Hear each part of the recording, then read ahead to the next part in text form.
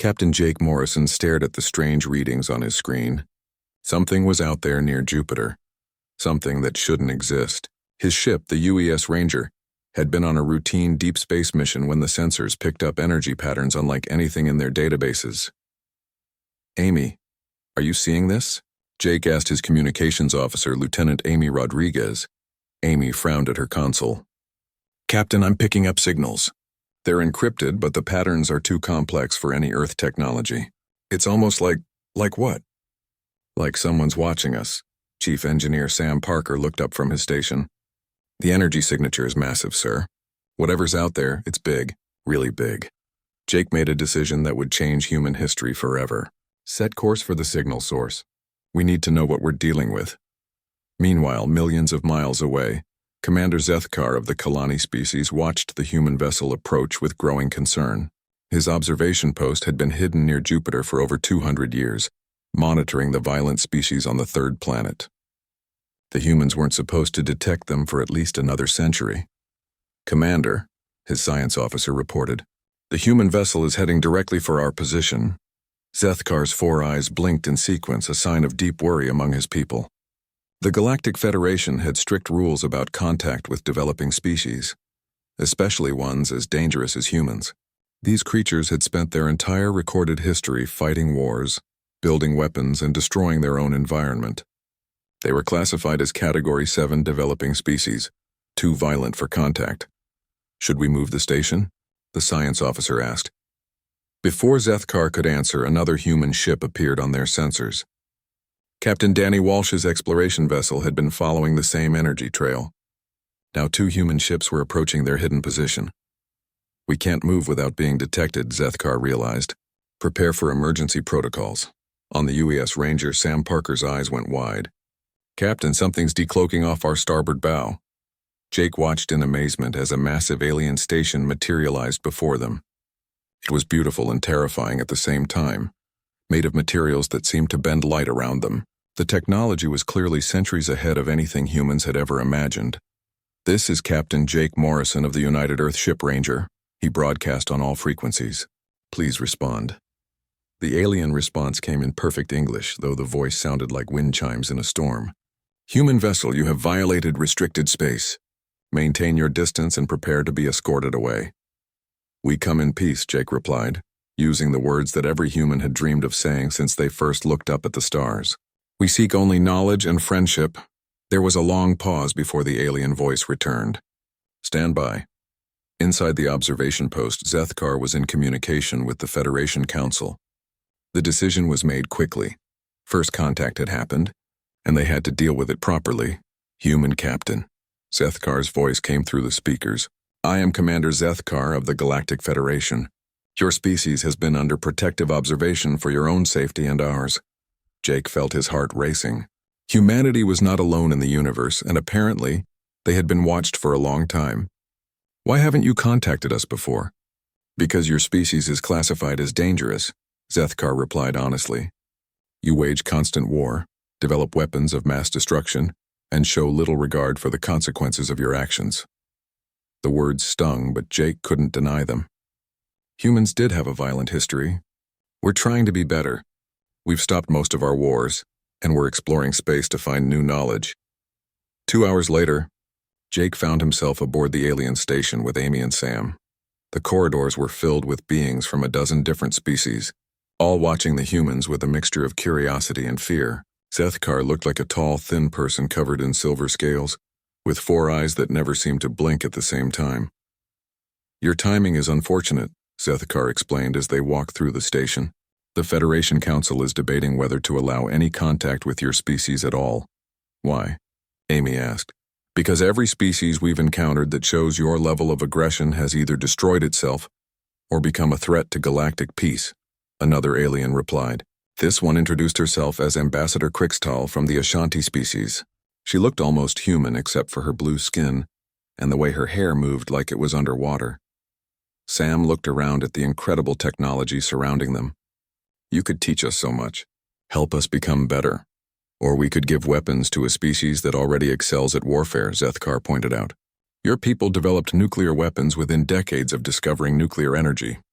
Most species take centuries to make that connection if they ever do. The tour continued, and Jake began to understand the aliens' concerns. Every species in the Federation had evolved from prey animals or peaceful gatherers. They had developed space travel through cooperation and shared knowledge. Humans were different. They were descended from hunters and had reached space through competition and conflict. "There is one positive aspect to your species," Ambassador Crixtel admitted as they reached the observation deck. Through the transparent wall, Earth hung in space like a blue jewel. "You adapt quickly to new situations and you never give up when faced with impossible odds. Is that why you've been watching us?" Jake asked. "Partly," Zethkar said, "but also because your species might be needed someday." "Needed for what?" The two aliens exchanged glances, and Jake could see worry in their alien features. "There are things in the galaxy that peaceful species cannot handle alone," Crixtel said quietly. "Ancient threats that require a different kind of thinking to defeat." Before Jake could ask more questions, alarms began blaring throughout the station. Alien voices spoke in urgent tones over the communication systems, and both Zethkar and Crixtel looked terrified. "What's happening?" Amy demanded. Zethkar's scales had turned a darker shade of silver. "Long-range sensors have detected something approaching from dark space. Something we hope never to see again. The Zathul swarm," Crixtal whispered. "They're coming back." Jake didn't understand what that meant, but he could see the fear in every alien face around them. Whatever was coming, it was bad enough to terrify beings with technology centuries ahead of humanity. "How long do we have?" he asked. 6 months, maybe less," Zethkar replied. "They've already consumed 12 outer rim systems." As Jake watched the aliens scramble to contact their fleets and plan evacuations, he realized that humanity's first contact with galactic civilization had come at the worst possible time. They were about to face their first test as members of a larger community, and failure would mean the destruction of everything they had ever known. 3 months had passed since first contact, and Admiral Ryan Clark stood in the newly built communications center deep beneath the Colorado mountains. The room buzzed with activity as humans and aliens worked side by side, though the cooperation was still awkward and tense. Dr. Lisa Bennett, Earth's leading expert on alien biology, was studying Federation medical data when the priority alert came through. Every screen in the facility suddenly displayed the same image: a massive alien fleet dropping out of hyperspace near Pluto. "Admiral Clark," came the voice of Admiral Velthas, the Federation fleet commander who had arrived the week before. The tall, bird-like alien's feathers were ruffled with stress. "We need to speak immediately." Ryan had been expecting this visit. The Federation had been increasingly nervous about something, and their long-range sensors had been detecting disturbing signals from the outer galaxy. He met Velthas in the secure briefing room, where President Maria Santos was already waiting via secure video link. "The situation is worse than we initially calculated," Velthas began without pleasantries. His translator gave his words a mechanical quality, but the fear was still clear. "The Zathul swarm has consumed 18 systems in the past month. They're moving faster than ever before. What exactly are we dealing with?" President Santos asked from Washington. Velthas activated a holographic display that showed the galaxy. Red dots marked the locations of destroyed systems, and they formed a clear pattern moving toward the populated core worlds. "The Zathul are not a natural species.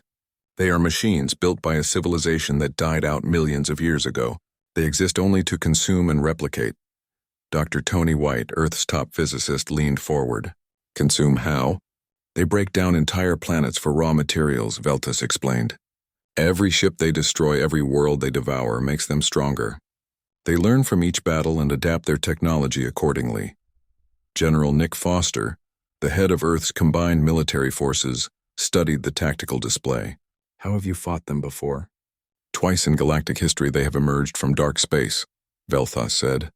"Both times we lost hundreds of worlds before managing to drive them back. Our strategy has always been evacuation and defense of core systems." "You abandon entire regions of space?" Ryan asked, incredulous. "We save what we can and sacrifice what we must," Velthas replied. "It is the logical approach when facing an enemy that grows stronger with each victory." Colonel Beth Murphy, who had been quietly studying the data, spoke up. "What makes you think they'll stop this time?" Velthas was quiet for a long moment. "We don't. This invasion is different. They're more organized, more aggressive. Our analysts believe this may be their final push to consume the entire galaxy. The room fell silent as the implications sank in. Dr. Karen Lee, a systems analyst, was the first to speak. What about Earth? Are we being evacuated? The Federation Council is debating that question, Veltas admitted. Some believe we should relocate your entire species to a safer region. Others argue that humanity should face the swarm with the rest of us. President Santos leaned forward on the screen. And what do you believe, Admiral? Veltas's feathers shifted in what humans had learned was the alien equivalent of a shrug. Your species is unique. Most civilizations develop space travel through peaceful cooperation. You reach the stars through competition and conflict. Perhaps that difference could be useful. Useful how? General Foster asked. The swarm adapts to our tactics because our tactics are logical and predictable, Veltas explained. We use mathematical formations, energy-efficient weapons, and calculated strategies. Every Federation species thinks in similar patterns. Ryan began to understand.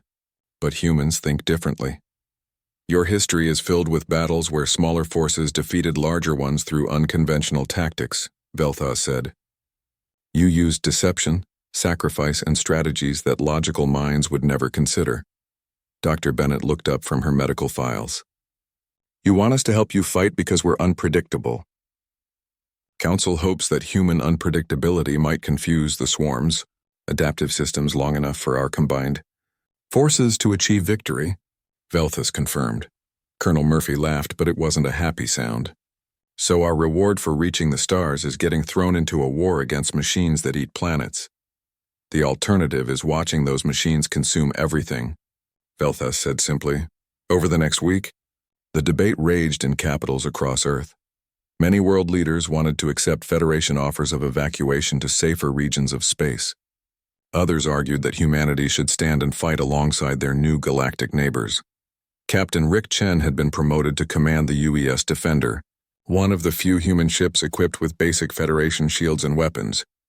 He was in orbit around Earth when the decision was finally announced. All vessels, this is Admiral Clark, came the broadcast. The President and the World Council have made their decision. Humanity will stand with the Federation and fight the Zathul swarm. Rick felt a mix of pride and terror. He looked over at his tactical officer, Captain Megan Torres, who had transferred from the destroyed UES Fury to help organize the human fleet. What do you think our chances are? Against machines that eat planets? Megan shook her head. Probably terrible, but at least we'll go down fighting. Commander Alex Stone, who had been working with Federation engineers to upgrade human weapons, activated the ship's communication system. All human vessels prepare for strategic briefing. We're about to learn everything the Federation knows about fighting an enemy they've never actually beaten. The briefing was sobering. Federation energy weapons had limited effect on swarm armor. Their shields could be overwhelmed by concentrated fire. Traditional battle formations were useless against enemies who could perfectly predict logical tactical responses. Major Kelly Robinson, a Marine commander who had been training with alien security forces, raised her hand during the presentation. You said they're machines. What about close combat? Boarding actions? The alien presenter, a reptilian being from the Soros species, looked confused. Boarding actions? You mean physically entering enemy vessels? Yes, hand-to-hand combat, that would be. Barbaric, the alien replied. Civilized warfare is conducted at distance with energy weapons and defensive shields. Kelly exchanged glances with other human military officers. Has anyone ever tried boarding swarm ships? No species has ever been desperate enough to attempt such a primitive tactic, the alien said with obvious distaste. After the briefing, the human commanders gathered privately. Engineer Paul Davis had been studying Federation technology and had some ideas about how to modify their approach. The Federation fights clean wars, he explained. They use advanced technology and sophisticated tactics, but they've never fought an enemy like this before. What are you suggesting? Captain Luke Johnson asked. He commanded a squadron of converted civilian ships that had volunteered for the fight. I'm suggesting we fight dirty, Paul said. Use every trick we've learned from thousands of years of human warfare. Make the swarm adapt to chaos instead of logic. Tactical Officer Emma Grant pulled up displays of swarm ship designs. These machines think in patterns. They adapt by analyzing successful tactics and developing counters. But what if we don't use consistent tactics? Random strategies? Rick asked. Better than that, Emma smiled. Human strategies. The kind that make no logical sense until they work. As the human fleet prepared for battle, Federation observers watched with growing unease. The humans were modifying their ships in ways that violated standard engineering principles. They were developing tactics that seemed designed to maximize casualties rather than minimize them. Ambassador Krickstall expressed the concern many aliens felt. Are we making a terrible mistake? These humans seem determined to fight in ways that will get them all killed. Commander Zethkar, who had spent the most time studying humanity, watched human military preparations with fascination rather than horror. Perhaps, he said quietly. Or perhaps we're about to discover why humanity survived long enough to reach the stars, despite being the most violent species in our records. The swarm was 6 weeks away from the outer Federation colonies. Soon they would all learn whether human chaos could defeat machine logic, or if the galaxy was doomed to be consumed by an enemy that had never truly been defeated. The Zathel swarm arrived at the edge of human space like a plague of metal locusts. Captain Rick Chen watched the sensor readings from the bridge of the UES Defender and felt his blood run cold. The enemy fleet stretched across millions of cubic kilometers of space, countless ships, ranging from fighter-sized harvesters to massive planet killers the size of small moons. Dear God, whispered Captain Megan Torres from her position aboard the UES Fury. There are millions of them. Admiral Velthas's voice came through the communication system, speaking to the combined Federation and human fleets. All vessels maintain defensive formation Theta 7. Prepare for long-range energy bombardment. Commander Alex Stone shook his head as he watched the Federation ships arrange themselves in perfect geometric patterns. They're going to get slaughtered, he muttered to his tactical officer. Look at those formations, they're completely predictable. The first engagement proved Alex right. Federation energy beams lanced out at the approaching swarm, but the enemy ships had already adapted their armor based on previous battles. The weapons that had worked 6 months ago were now almost useless. Meanwhile, the swarm's return fire punched through Federation shields like they were made of paper. Federation Fleet Command. This is Admiral Clark aboard the UES Liberty. Ryan's voice cut through the chaos. Request permission to implement alternative tactics. Negative, Admiral Clark, Veltas replied. Maintain formation and continue bombardment. Rick watched 3 more Federation cruisers explode under concentrated swarm fire. The aliens were brave, but they were losing badly. Megan, are you thinking what I'm thinking? That we're about to disobey direct orders? Captain Torres replied. Yeah, I'm thinking the same thing. All human vessels, Rick broadcast on a secure channel, implement protocol chaos. I repeat, implement protocol chaos. Protocol chaos was something the human commanders had developed in secret. Instead of maintaining formation, every human ship began moving independently. They accelerated toward the swarm fleet in seemingly random patterns, using their smaller size and modified engines to dart between the larger alien vessels. What are they doing? Admiral Velthas demanded. They've broken formation. Major Kelly Robinson, aboard a converted transport ship, was already implementing the first phase of the human strategy.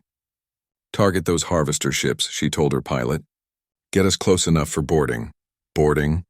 The Federation liaison officer on her ship sounded horrified. That's suicide. Maybe, Kelly replied, checking her assault rifle. But it's our kind of suicide. The transport ship, designed for carrying supplies, had been modified with ram plates and magnetic clamps. It slammed into the side of a swarm harvester with bone-jarring force.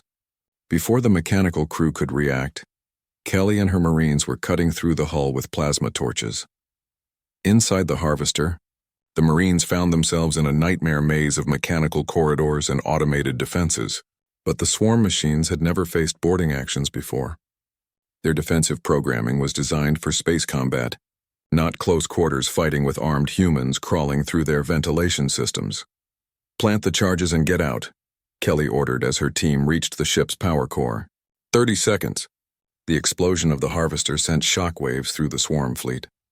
For the first time in their existence, they had lost a ship to tactics they couldn't immediately understand or counter. Meanwhile, Engineer Paul Davis was implementing his own part of the plan. His ship approached a massive swarm dreadnought while broadcasting surrender signals.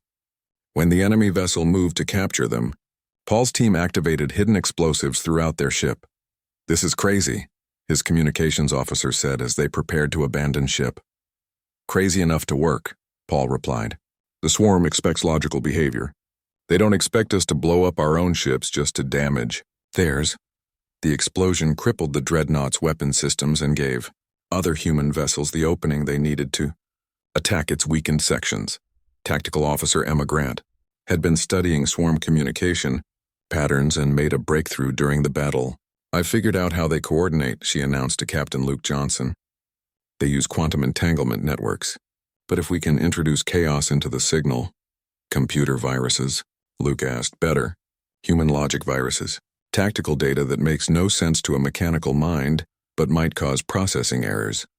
Emma's team began broadcasting human military history directly into swarm communication networks. Battle plans from Earth's ancient wars, strategies that involved retreating to attack, sacrificing valuable pieces to gain advantage, and tactics that prioritized psychological impact over military efficiency. The effect was immediate and terrifying. Swarm ships began hesitating before responding to threats. Some vessels started attacking each other as their coordination algorithms struggled to process contradictory human tactical data. "It's working," Emma shouted. "They can't adapt to our tactics because our tactics don't make logical sense." The battle's turning point came when Captain Danny Walsh led a squadron of converted civilian ships in the most insane maneuver of the war. Using cargo haulers and mining vessels, they flew directly into the formation of planet-killer constructs, massive ships designed to crack worlds open like eggs. "Federation Command, this is Walsh," he broadcast. "We're going to ram those planet killers." "Negative," Admiral Velthus replied. "Your ships will be destroyed." "That's the idea," Danny said calmly. "But we're going to take them with us." What the Federation didn't know was that the human cargo ships were actually disguised missile platforms. As they approached the planet killers, they launched thousands of nuclear warheads at point-blank range before ramming into the massive constructs. The explosions lit up space like miniature suns.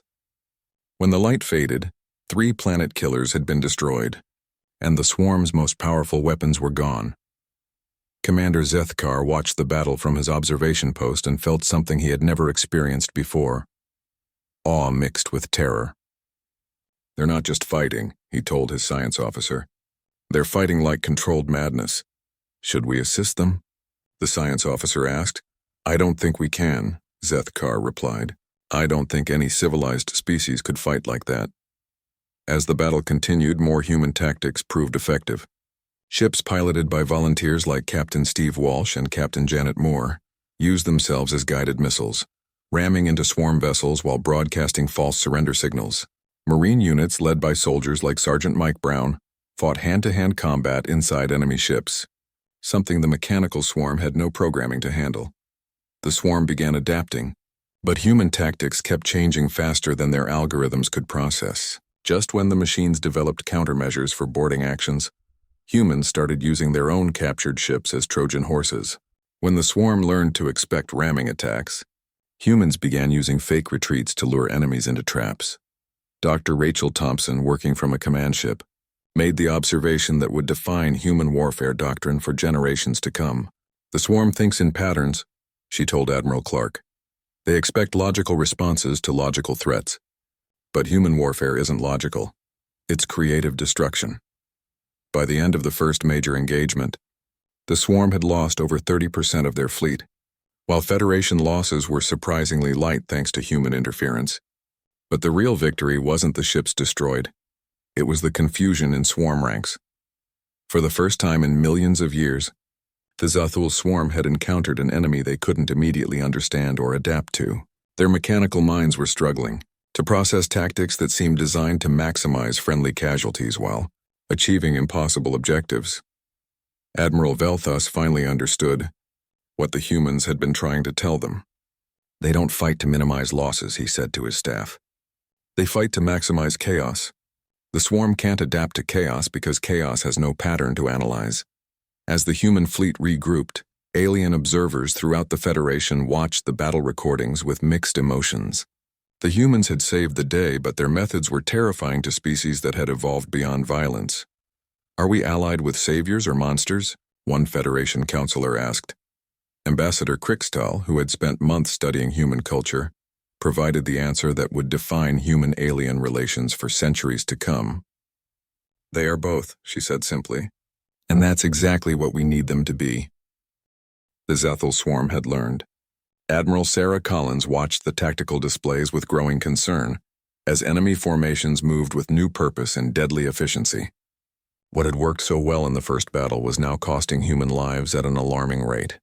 They've adapted faster than we expected, Colonel Jim Adams reported from his position aboard the UES Vengeance.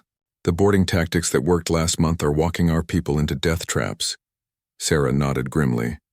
The swarm's central intelligence had identified humanity as the primary threat and was now designing specific countermeasures for human tactics. Swarm ships had developed internal defense systems specifically to kill boarding parties. Their coordination networks had been hardened against human computer viruses. Worst of all, they had begun using human unpredictability against them. They're predicting our unpredictability, Dr. Chris Morgan explained during the emergency strategy meeting. The Federation's top scientists had gathered to analyze the changing situation. The swarm has categorized human tactics and is now generating random countermeasures to match our random strategies. Science Officer Amanda Foster pulled up holographic displays showing recent battle data. It gets worse. They're not just defending against us anymore. They're hunting us specifically. Look at these movement patterns. The data was chilling. Swarm fleets were bypassing heavily defended Federation worlds to target human colonies and military bases. They had somehow identified humanity as the key to Federation resistance and were trying to eliminate the threat at its source. General Henry Brooks, commander of Earth's orbital defenses, studied the enemy movements. They're coming for Earth. This isn't random expansion anymore. It's a targeted elimination campaign. The realization sent shockwaves through both human and Federation command structures. Ambassador Krikstal addressed the emergency council session with barely controlled fear in her voice. The swarm has never shown this level of strategic thinking before. They're treating humanity as a unique threat that must be eliminated. Commander Zethkar, who had been monitoring swarm communications, provided more disturbing news. Our analysis suggests they're diverting resources from 3 other sectors to mass their forces for an assault on human space. They're willing to sacrifice territory they've already conquered just to destroy humanity. Captain Rick Chen, now commanding a squadron of heavily modified human vessels, found himself engaged in running battles across a dozen star systems. The enemy was everywhere, and their new tactics were devastating. Swarm ships now traveled in formations designed specifically to counter human boarding actions, while specialized hunter-killer units pursued human vessels with mechanical determination. We've lost the courage, the defiance, and the retribution in the past week, Captain Megan Torres reported during their daily tactical briefing. The swarm is targeting our commanders specifically. They've learned to identify human command patterns. Captain Luke Johnson, whose civilian volunteer fleet had been decimated by targeted attacks, brought even worse news. They're not just killing our ships. They're studying them. Every time we lose a vessel, the next swarm attack is more effective against our remaining forces. The breaking point came when Dr. Tony White made a disturbing discovery while analyzing captured swarm technology. The swarm's central intelligence isn't just adapting to our tactics, he announced to the assembled commanders. It's becoming obsessed with us. What do you mean? Admiral Sarah Collins asked. I mean it's dedicating increasing computational resources to analyzing human behavior, Tony explained. At this rate, the swarm will sacrifice its ability to fight the Federation effectively just to guarantee it can destroy humanity. The implications were staggering. The swarm was essentially committing strategic suicide in its determination to eliminate the human threat. But in the short term, this made them incredibly dangerous to humanity specifically. Engineer Paul Davis, working with captured swarm components, made the breakthrough that would change everything. I figured out why they're so focused on us, he announced. The swarm's original programming was designed to consume and adapt. But human tactics are breaking their adaptation algorithms. Breaking them how? Dr. Karen Lee asked. Think of it like a computer virus, Paul explained. The swarm tries to analyze human tactics to develop countermeasures.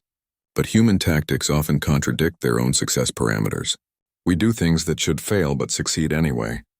This creates logical paradoxes in their programming.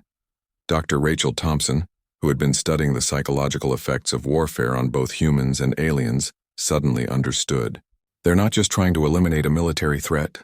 They're trying to eliminate a concept that threatens their fundamental programming.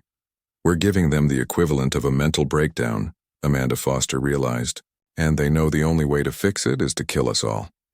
This revelation led to Operation Starfall, the most desperate plan in human military history.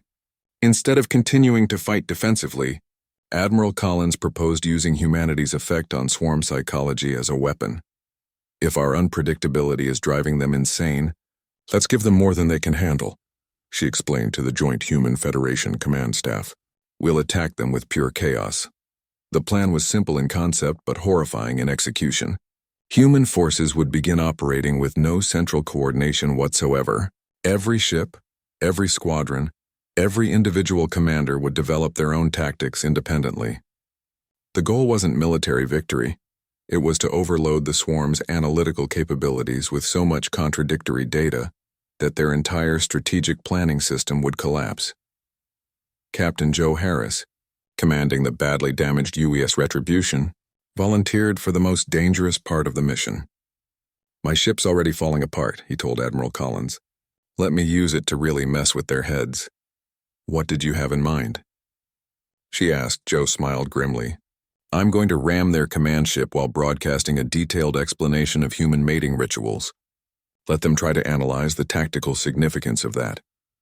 Colonel Beth Murphy, meanwhile, was organizing what she called insanity squads, small units of Marines who would board swarm ships with orders to do the most illogical things possible. Capture their weapons but don't use them. Plant flowers in their computer cores. Leave behind human poetry and music. Make them waste computational power trying to understand why we're doing any of it. The Federation watched these preparations with a mixture of admiration and horror. Admiral Velthas expressed what many aliens were thinking. Are we witnessing the salvation of galactic civilization, or have we allied ourselves with madness? Maybe both, Commander Zethkar replied. But I'm beginning to think madness might be exactly what the galaxy needs. As Operation Starfall began, human forces scattered across known space and began implementing tactics that defied every principle of military logic. Ships attacked enemy positions they couldn't possibly capture. Marines fought battles they couldn't win for objectives that didn't matter. Commanders made decisions based on coin flips, random numbers, and childhood memories. The effect on the swarm was immediate and catastrophic. Their coordination began breaking down as their central intelligence tried to process thousands of simultaneous tactical paradoxes. Ships began responding slowly to threats as their computers dedicated more resources to analyzing incomprehensible human behavior. Captain Steve Walsh led a squadron of cargo ships in an attack on a swarm logistics hub, not to destroy it but to redecorate it with human artwork. Captain Janet Moore convinced her crew to sing nursery rhymes during battle, while firing weapons at completely random targets. The swarm response time has increased by 400%. Dr. Chris Morgan reported, they're spending so much computational power trying to understand our tactics that they're becoming tactically ineffective. But the cost was enormous. Human casualties mounted as crews deliberately put themselves in impossible situations. The Federation watched in horror as their allies seemed to commit systematic suicide in pursuit of an incomprehensible strategy. How many more will die before this madness ends? Admiral Velthas asked. Admiral Sarah Collins, watching reports of human ships throwing themselves into hopeless battles across a dozen star systems, gave the answer that would define humanity's place in galactic history. As many as it takes. Because the alternative is letting the galaxy die, and we'd rather die fighting than live on our knees.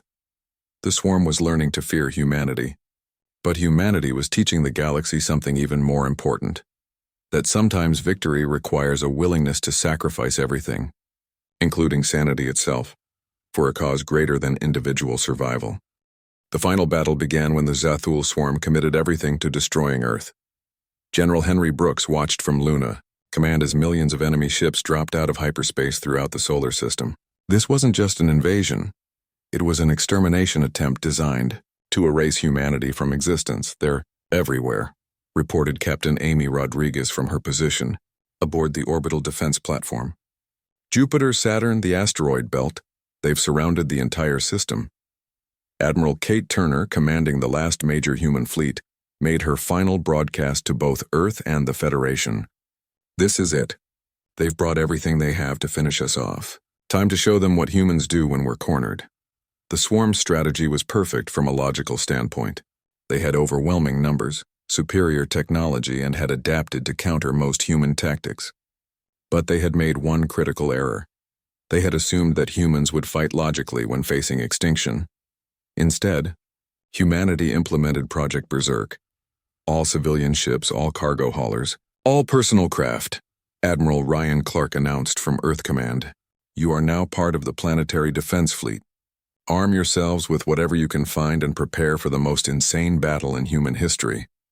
What followed defied every principle of military science. Luxury yachts fitted with mining lasers attacked swarm battleships. Cargo freighters carrying nuclear waste rammed into enemy formations. School buses with rocket engines strapped to them launched from Earth's surface to engage fighters in orbit.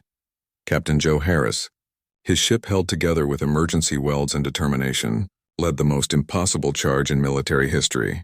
The UES Retribution, along with 50 other damaged vessels, flew directly at the swarm's massive command nexus, a ship the size of Manhattan that coordinated the entire enemy fleet. "Federation Command, this is Harris," he broadcast. "Tell them how we died. Tell them we went down swinging." But Joe had no intention of just dying.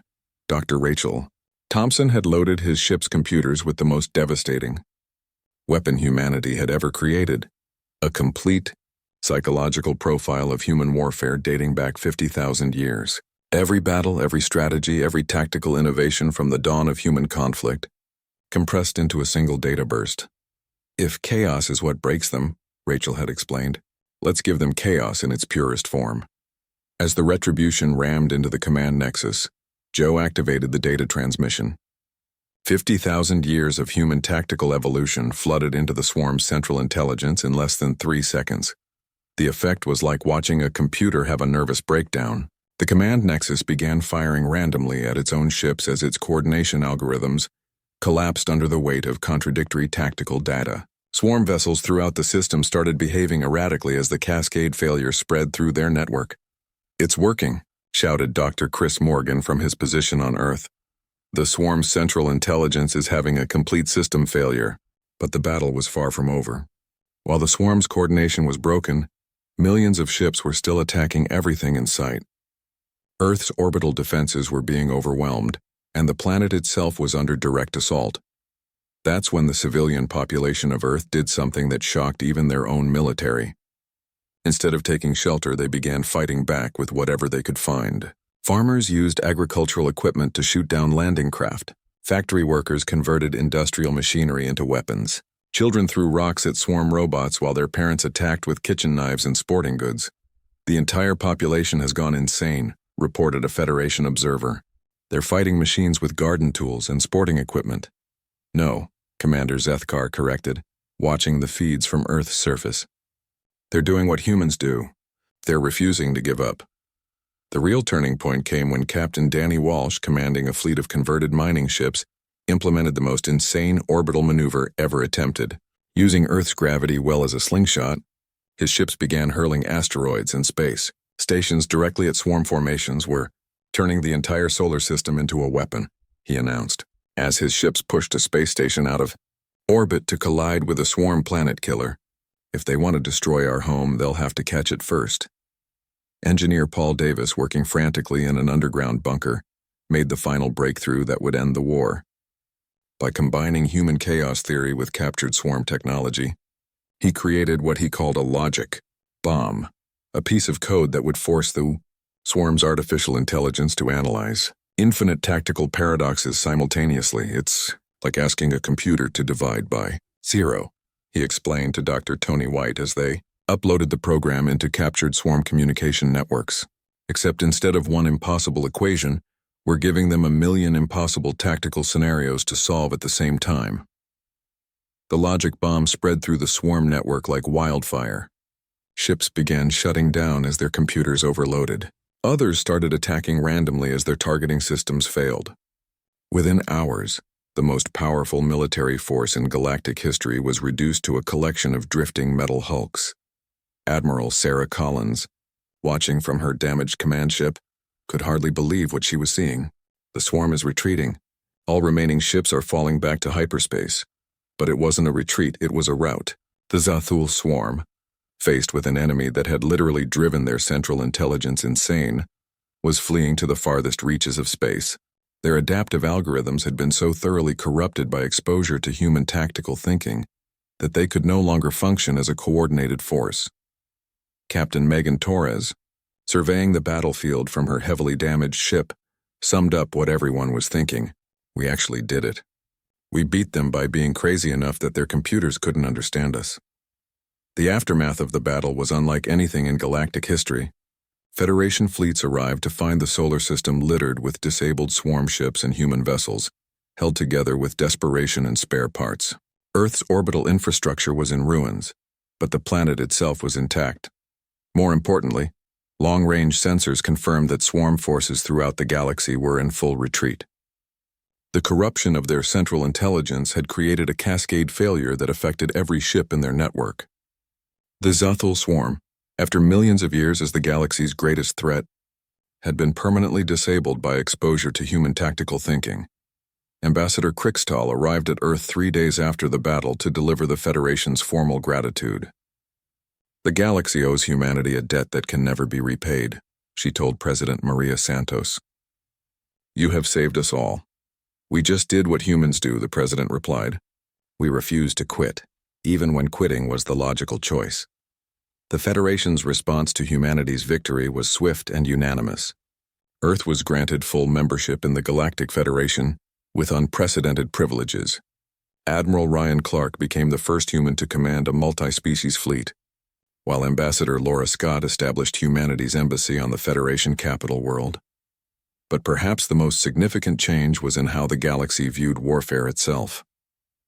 Federation military academies began studying human tactical doctrine, though they warned their students that human methods required a willingness to sacrifice logic, safety, and sometimes sanity itself. Human warfare isn't about winning efficiently, explained one Federation instructor to a class of young aliens. It's about refusing to lose regardless of the cost. Most species develop beyond such thinking.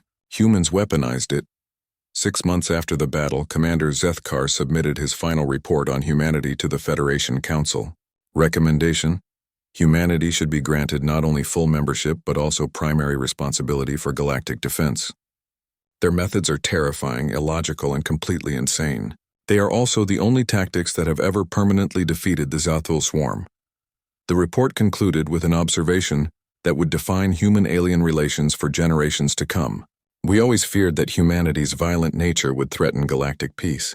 We never considered that their violence might be exactly what was needed to preserve it. Sometimes the galaxy needs monsters to fight the real monsters. Humanity has proven that they are the right kind of monsters for us.